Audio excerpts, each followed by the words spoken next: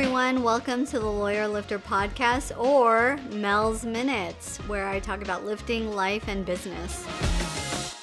Okay, so I know it's been some time, but this is another podcast for Lawyer Lifter, and we just have a conversation, and we're having that conversation with Arianna because, you know, today's episode is going to just be about, okay, so what's happened so far, specifically in the business arena, what's happened with the clients, what's happening with the law firm, just how am I managing both. I think a lot of people don't realize, like, I wear a lot of hats because I'm not a passive owner in Uplift. I still am very much practicing. I'm still very much front facing with all of the clients, and then also with everybody on board.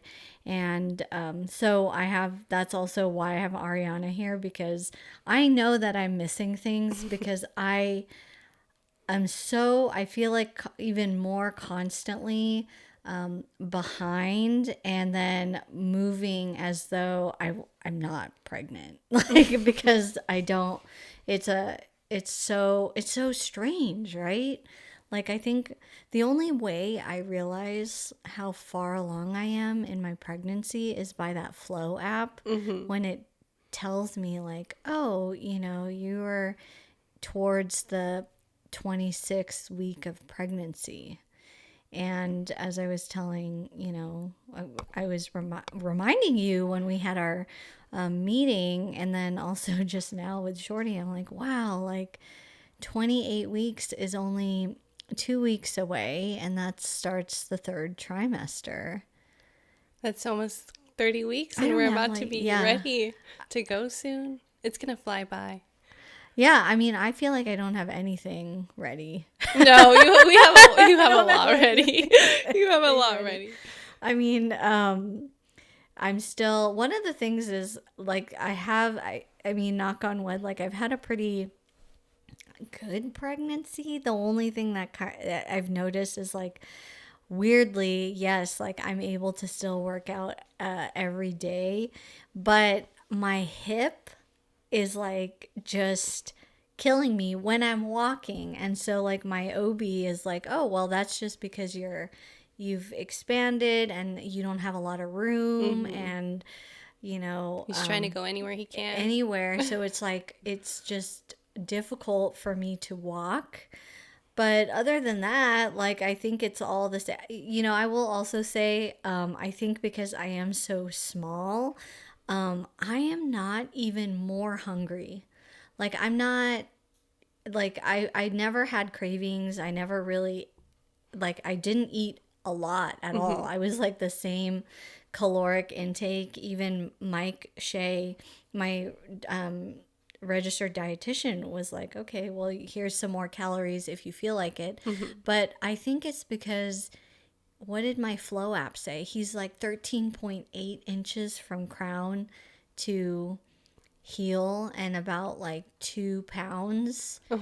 Well, where is that going? Well, I think he's probably, like, hampering my digestive system, because I'm like, if I eat, I am like about ready to pop. Oh my God. Like, I don't even want to eat a lot because, all right, like, after just like a very modest meal, I am like done. Are you eating more frequently, or like snacking or anything like that? I'm not even, no.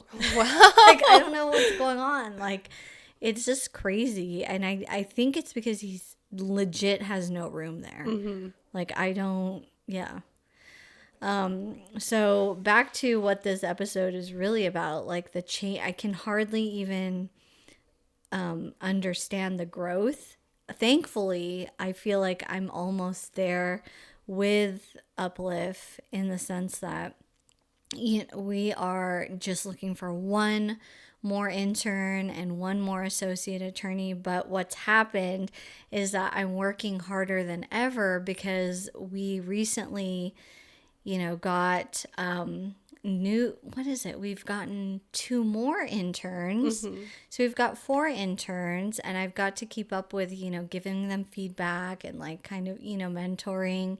And then also 2 more young attorneys, like very, very young in the practice. And so it is I think it will help with raising a kid, because essentially what I'm doing is really having to be patient, really having to think about how I communicate, so that things that are just like, easy to me, well, with someone who's only been practicing 2 or 3 years, like, what the hell do they know? Like, they don't understand. This is your first time with newer attorneys too. Yeah. I mean, I think that at first I was like, I want to replace my senior attorney because he's retiring. And actually, I've taken him pretty much out of Uplift except for our largest case. And so it's good because it really helps me to be a better manager, to be a better lawyer, because I'm having to really think about strategy for all of the active litigation that's happening. But I thought that I would be building Uplift to have basically more advanced attorneys. More seasoned. But now, like, what has happened are the attorneys that, like, I have come and are loyal, which I value more.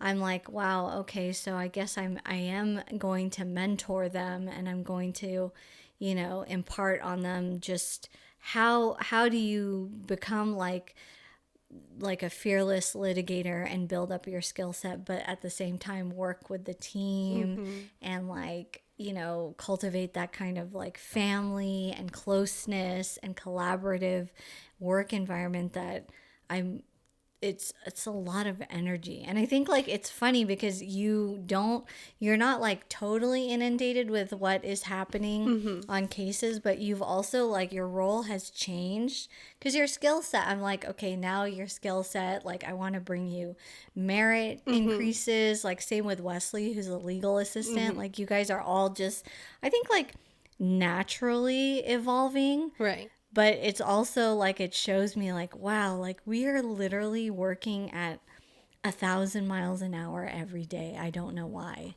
I don't, right? We're all getting the ball rolling on everything. I mean, I wish we weren't remote so that we could all like get that team bonding and family turn into that.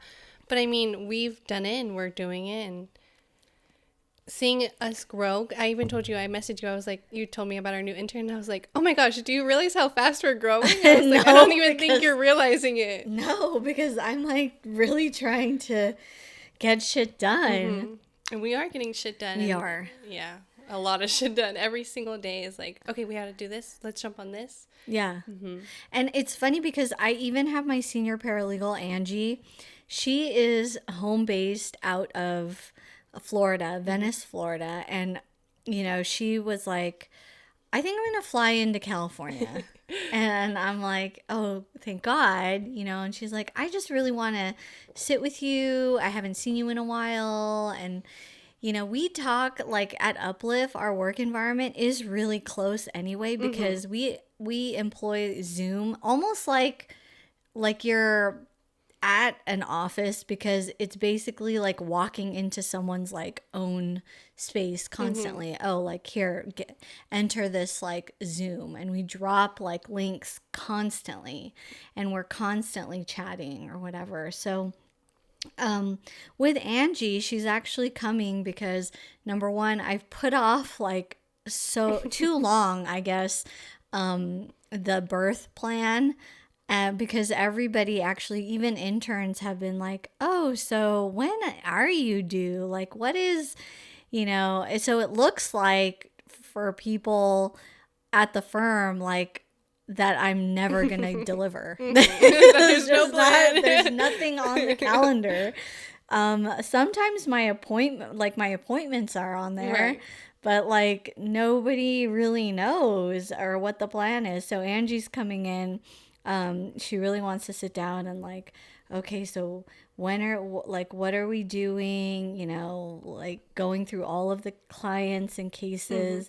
And it's a good situation and she's coming with me and a couple of attorneys to a pretty big hearing in one of our cases.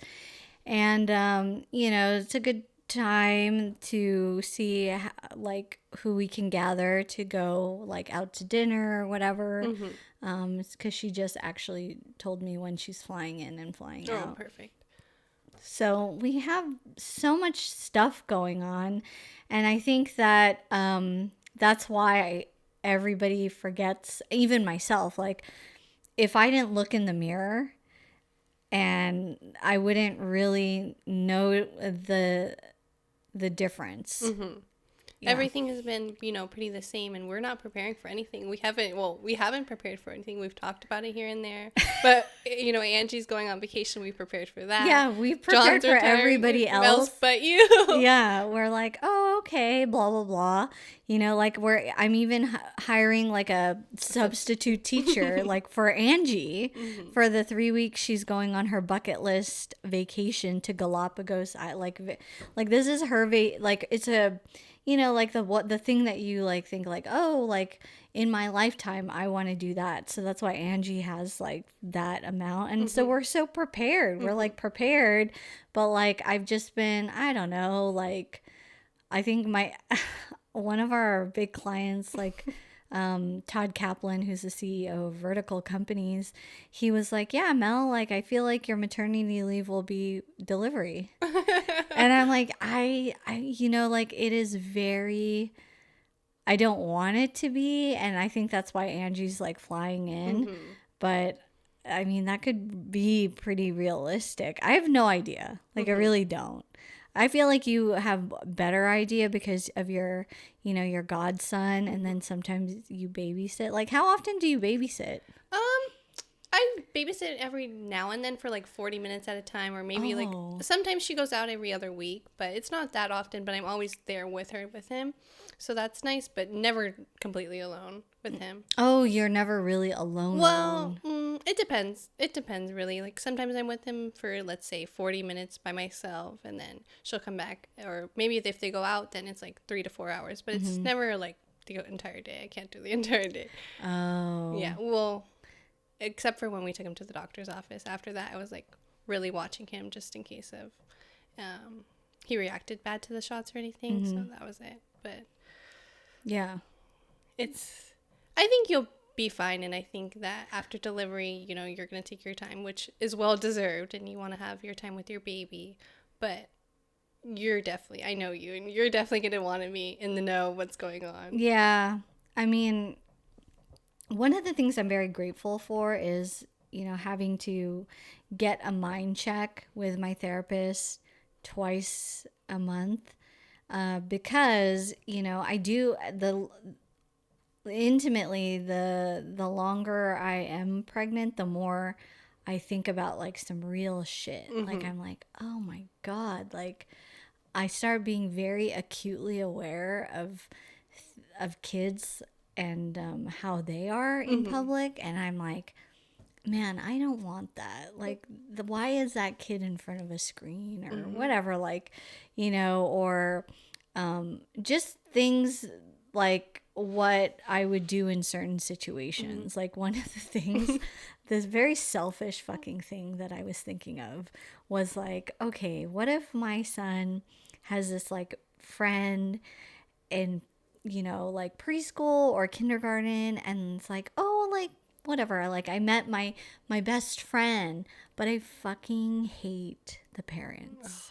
That's something I've never thought of. Right? Like, so I was like thinking about that. I was like, man, that like sucks, because you want to form an alliance with the parents, because then you can be like, hey, do you my kid wants to go with your kid. Are you cool? Like, are you gonna watch my kid? I'll do the same for you. But what if they're just like horrible? Yeah, like I already have a very low tolerance for who I'm gonna even, spend time outside of working with. I go through like a lot to just be completely away for the one day that I have off a week. Yeah, like I'm just like, it's so funny because my stories are like, oh yeah, like avoid how to avoid these. I literally try to just, do everything not to speak to people, because all I do is just Speak to speak people. to people and like carry their problems, and like every single the buck always stops with me constantly. So I was thinking like, wow, this is like a new challenge. Like you're literally having to force yourself to be friends with someone, or at least like tolerate them more for the sake of, well, because Your baby. because my kid likes your kid. So I was thinking about that. That is like crazy. And then I was just thinking about, just, man, I hope my kid doesn't have all these food allergies. They'll never like, what if they have like an egg allergy or a dairy allergy? Like they'll never know like the Stress. scrumptiousness of ice cream or like baked goods. And then how do you make sure that they're not, when I was a kid, I was constantly trading food. Oh my god! Every day I would. Oh, I want. Let me see what's in your lunch pail. Right. I mean, so how do you even like do that? I don't even know. These are things that you don't think about, I think, until you become a parent. Yeah. And luckily, you have time until he's older. But oh my gosh, I didn't even think about that. Yeah. And then I'm like, I try so hard to clean up my language. Like I'm trying to like, clean up and then I was like, you know what? Would I be so horrible if I was that parent that just like, you know, because, yeah. So that too, I'm like thinking about just that parenting style, like I don't, I'm trying so hard to clean it up. And it's like, that's just the nature of my work, etc. Just random stuff. And then I'm like, man, like this kid already like sits like I'm all my OBG. My last appointment was just like, she's like, okay, lift up your, shirt because we're going to do your, 4D ultrasound. And she's like, oh, wow, you're all baby. And it's like, I'm legit like all baby because I only am working with 410. And so, and I've always hated the fact that I have a very short torso, and that like has always impinged, for example, my bench, right? Because I don't have a lot of like, room to make that like crazy arch that you see like girls are just like yoga pose and like they're benching and their range of motion. They can do like, 200 pounds on a bench, but it moves like 2 or 3 inches. Like that was never me. And so now with this baby, I'm like, oh my gosh, like,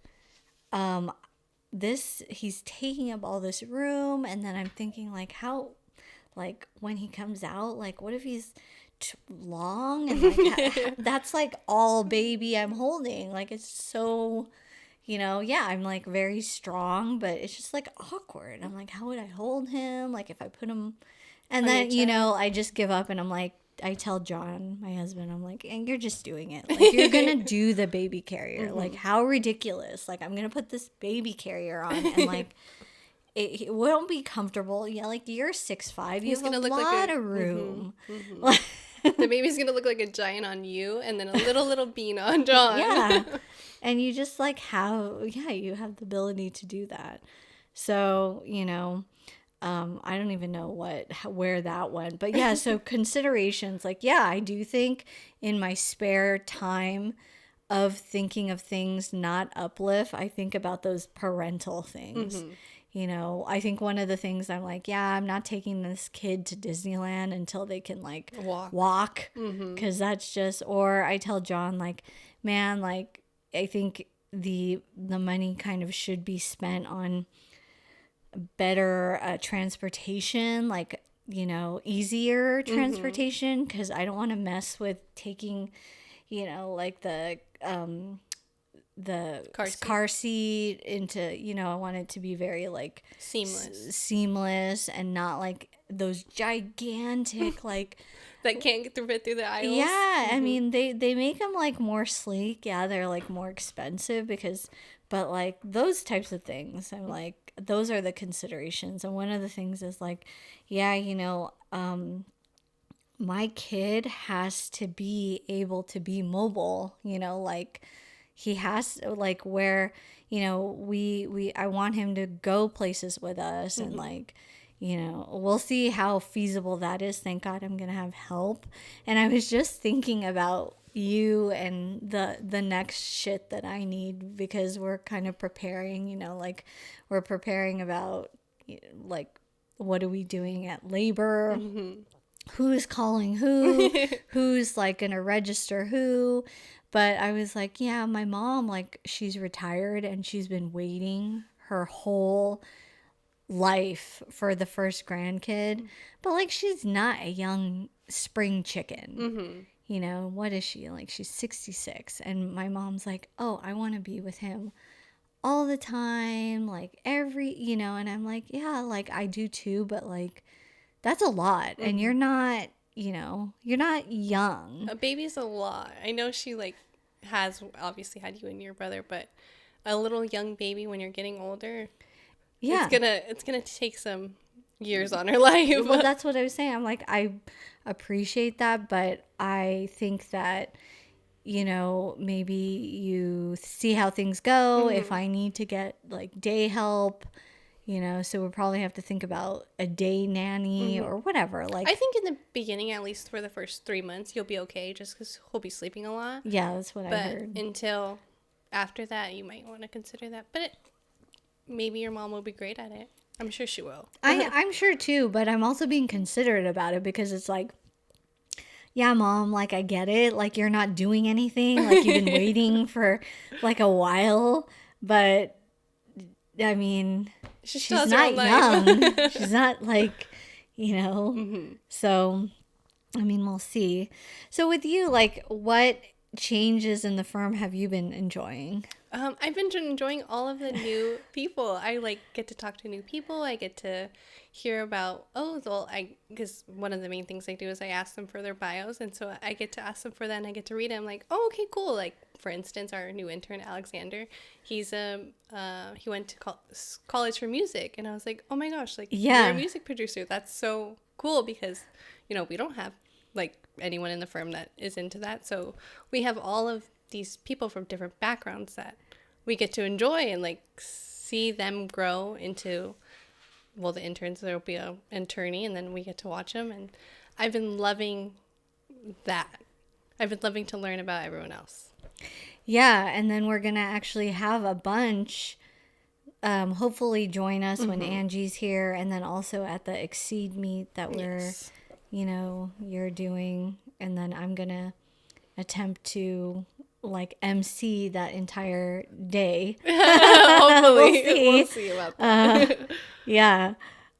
So I think yes, like that is pretty exciting. And then I'm like, wow, everybody is so young, and I love that, but I'm also like, wow, that's a lot of energy taken from me, because if you want a certain, we demand so much for our clients, Right? And so it is a lot of energy. Yeah. So that's good. Like, I'm really glad that you're enjoying it, and you're like, suddenly just doing so much more. Like, you're actually doing like litigation stuff too, and you're learning. Which is so fun. Like, I was telling my boyfriend, I was like, I'm having so much fun. I was like, I'm not a lawyer, but I feel like I'm doing like types of things that they're gonna do, or like that they need assistance on. I was like, and it matters. What I didn't expect, right? Yeah. I was like, this is what I didn't expect, but I'm glad that I'm doing it. And I was like, and I feel like I'm very prepared. Yeah.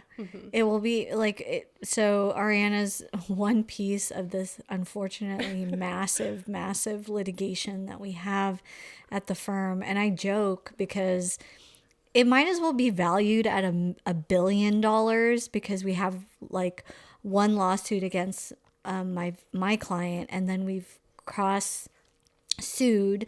So really the pie that we're looking at is probably 200 million.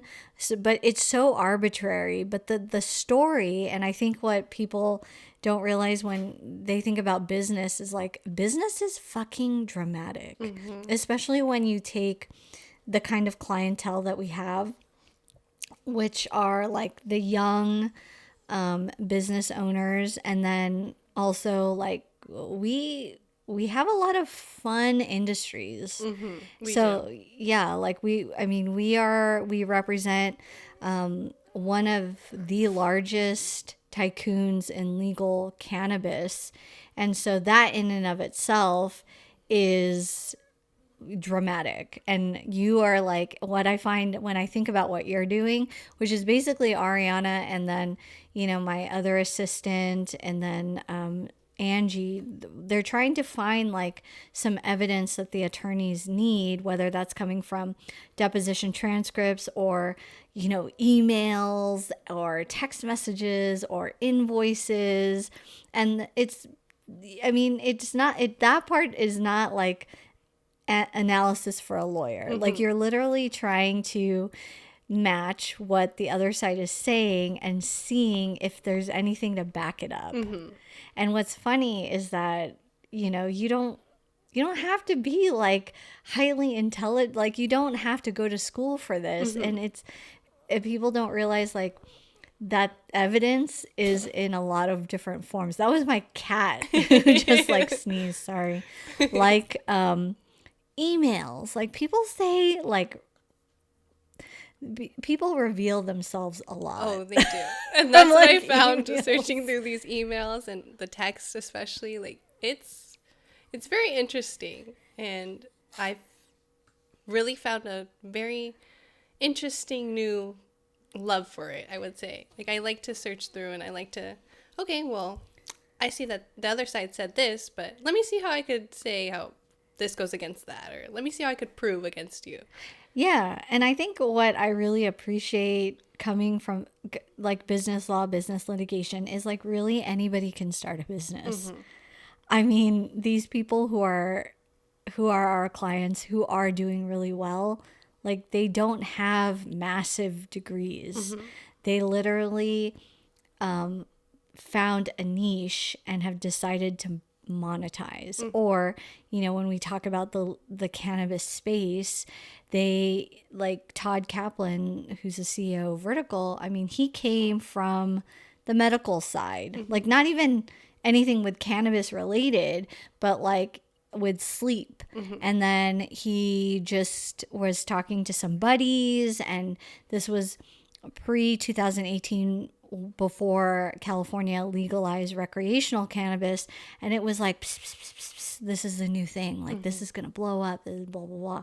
And if anybody knows about like weed, it's up and down. Like the market, it's just like anything, right? Like sometimes weed is like selling really really high, and I'm actually like I think in the next presidential election that we'll see cannabis federally legalized.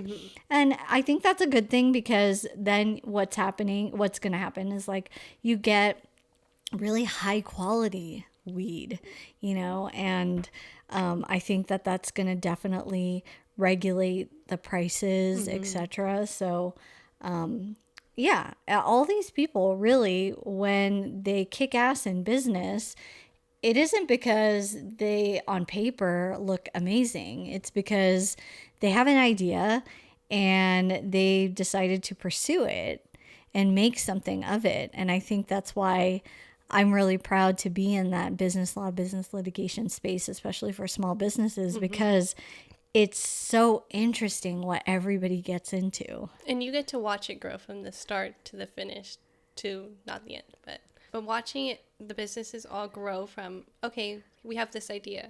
Now we're going to take this idea and run with it, and watching everyone create their business. And I think that's what you love about it. And that's what I've loved about being at Uplift, is because I came in 3 years in, right? 3 years, 4 years. 3 years, 4 years in, and we're still growing.